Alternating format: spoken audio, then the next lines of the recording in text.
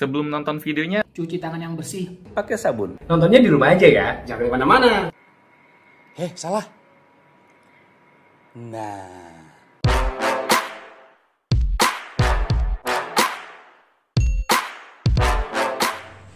Assalamualaikum, welcome to Kabel Kamar Belajar. Well, di pertemuan kali ini kita akan belajar mengenai logika dan algoritma komputer. Nah, kalian pasti penasaran kan? Kira-kira logika dan algoritma komputer itu seperti apa? Dan pasti juga kalian gak sabar nih untuk nunggu materi ini disampaikan. Jadi, untuk pertemuan kali ini kita akan belajar mengenai logika dan algoritma komputer. Pada kesempatan kali ini, saya tidak sendiri untuk menyampaikan materi ini karena saya ditemani oleh teman saya yaitu Buyung Maslowman Channel. Nah, channelnya ada di deskripsi di bawah ini ya, nanti kita cantumin untuk channelnya. Dan tanpa banyak basa-basi lagi, kita langsung ke materinya. Cekidot. Halo, dalam video kali ini saya ingin menjelaskan tentang logika dan algoritma komputer sebagai salah satu materi dari mata pelajaran Simulasi dan Komunikasi Digital atau SimKomDik. Kita masuk pada pembahasan mengenai pengertian logika dan algoritma. Pengertian algoritma itu sangat lekat dengan kata logika, yaitu kemampuan seorang manusia untuk berpikir dengan akal tentang suatu permasalahan yang dapat menghasilkan sebuah kebenaran, bisa dibuktikan, dan dapat diterima akal. Logika juga seringkali dihubungkan dengan kecerdasan. Seseorang yang mampu berlogika dengan baik seringkali disebut sebagai pribadi yang cerdas. Poin yang selanjutnya, logika itu identik dengan masuk akal dan penalaran. Penalaran adalah salah satu bentuk pemikiran, di mana pemikiran ini adalah pengetahuan tak langsung yang didasarkan pada pernyataan langsung pemikiran mungkin benar dan mungkin juga tidak benar. Definisi logika itu sangat sederhana, yaitu ilmu yang memberikan prinsip-prinsip yang harus diikuti agar dapat berpikir valid menurut aturan yang berlaku. Poin yang ketiga, logika itu berasal dari bahasa Yunani yaitu logos yang berarti ilmu. Logika juga dapat diartikan sebagai ilmu yang mengajarkan cara berpikir untuk melakukan kegiatan dengan tujuan tertentu. Kita masuk pada pembahasan yang selanjutnya yaitu pengertian algoritma. Poin yang pertama, algoritma ini berasal dari nama ilmuwan Arab, yaitu Abu Ja'far Muhammad Ibnu Musa Al-Khwarizmi, penulis buku berjudul Al-Jabar wal Muqabalah. Kemudian kata Al-Khwarizmi ini dibaca oleh orang barat menjadi algoritm, yang lambat laun menjadi algoritm, dan diserap ke dalam bahasa Indonesia menjadi algoritma. Poin yang kedua, algoritma menurut para ahli. Menurut Rinaldi Munir, algoritma adalah urutan langkah-langkah logis penyelesaian masalah yang disusun secara sistematis.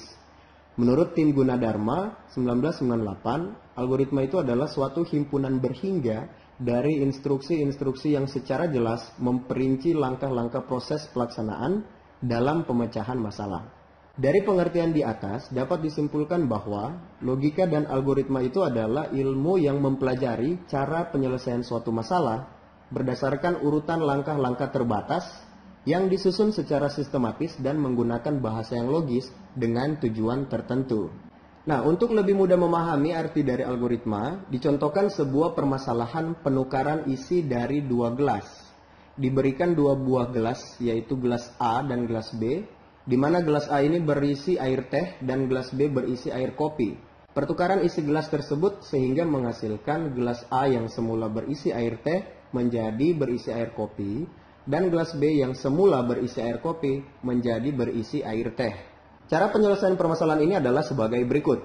Untuk mempertukarkan isi gelas dengan benar, maka kita memerlukan gelas tambahan yang kita beri nama gelas C sebagai tempat penampungan sementara.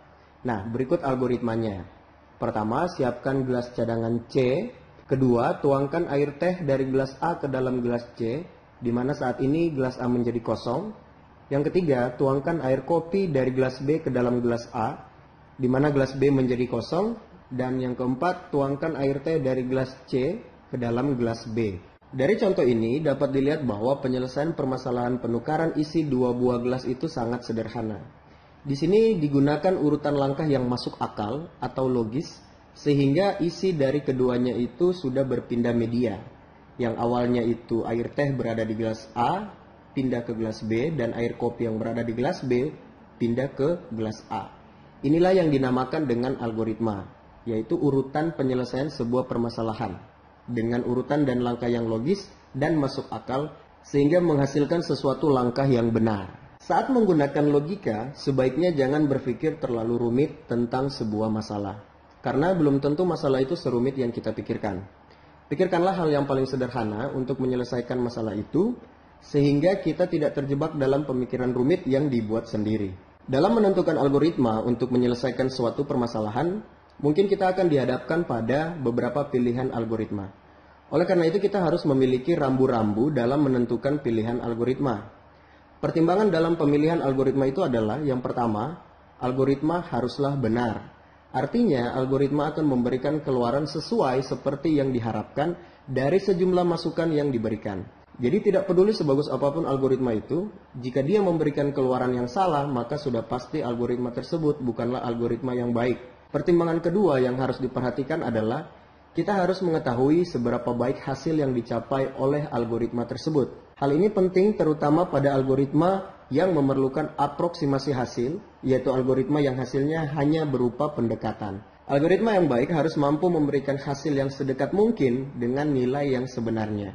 Pertimbangan yang ketiga adalah efisiensi dari algoritma itu sendiri. Efisiensi algoritma dapat ditinjau dari dua hal, yaitu efisiensi waktu dan memori. Meskipun algoritma memberikan keluaran yang benar atau paling mendekati, tetapi jika kita harus menunggu lama untuk mendapatkan hasil, semisal dalam waktu berjam-jam, maka biasanya algoritma tersebut tidak akan menjadi pilihan yang utama. Karena pada dasarnya setiap orang itu menginginkan keluaran yang relatif cepat. Begitu juga dengan memori. Semakin besar memori yang terpakai, maka semakin jelek algoritma tersebut. Tujuan dari belajar logika dan algoritma ini adalah agar kita dapat membiasakan diri melakukan suatu perencanaan apabila menyelesaikan suatu masalah. Karena suatu permasalahan yang diselesaikan dengan suatu perencanaan yang matang, maka akan mendapatkan solusi yang lebih optimal dibandingkan menyelesaikan masalah tanpa menggunakan suatu perencanaan. Kita masuk pada pembahasan yang selanjutnya, yaitu mengenai ciri-ciri, sifat, dan struktur dasar algoritma. Kita bahas terlebih dahulu tentang ciri-ciri algoritma. Tidak semua langkah penyelesaian masalah yang logis itu dapat disebut sebagai algoritma. Menurut Donald Knuth, paling tidak algoritma itu mempunyai 5 ciri penting. Yang pertama itu finiteness atau keterbatasan, di mana algoritma itu harus berakhir setelah mengerjakan sejumlah langkah proses. Jadi tidak boleh algoritma itu tanpa batasan. Jadi dia harus dalam bentuk keterbatasan. Yang kedua, definiteness atau kepastian, di mana setiap langkah harus didefinisikan secara tepat dan tidak berarti ganda atau ambigu. Yang ketiga, dia harus memiliki input, ya, di mana algoritma itu paling tidak memiliki 0 atau lebih data masukan. Yang keempat, output atau keluaran, di mana algoritma juga harus memiliki 0 atau lebih hasil keluaran. Yang terakhir, effectiveness atau efektivitas, di mana algoritma itu harus efektif, langkah-langkah algoritma itu dikerjakan dalam waktu yang wajar.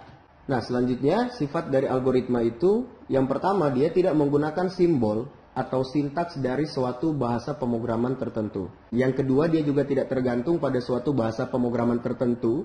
Yang ketiga, notasi-notasinya dapat digunakan untuk seluruh bahasa manapun. Dan yang keempat, algoritma dapat digunakan untuk merepresentasikan suatu urutan kejadian secara logis dan dapat diterapkan di semua kejadian sehari-hari. Kita masuk pada pembahasan yang selanjutnya, yaitu struktur dasar algoritma. Yang pertama ada yang namanya runtunan atau sequence. Nah, sebuah runtunan ini terdiri dari satu atau lebih instruksi, di mana setiap instruksi itu dikerjakan secara berurutan sesuai dengan urutan penulisannya.